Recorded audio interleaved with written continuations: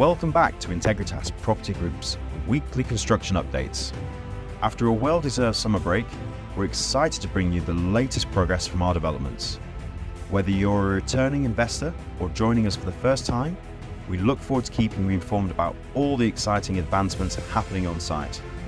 So let's head over to the Lyceum, where Luke Ribbon is on site to bring you up to speed on what's been happening over the summer.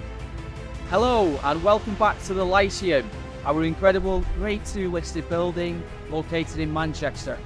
Thanks to great weather over the summer, our team has made incredible progress on site, with significant portions of the project being transformed since our last update in July. As you can see, the transfer deck has been successfully poured, which is an important part of the building structure.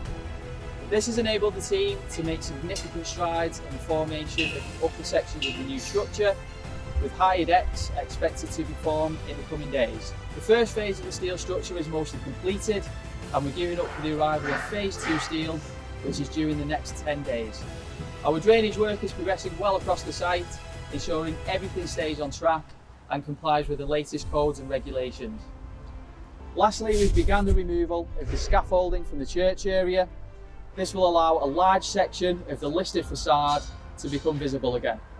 This building has so much character, and the whole team is proud to be bringing such an important piece of Manchester's history back to life. As always with our updates, we like to keep you informed about everything that's happening in the city, as economic performance is crucial for property investment.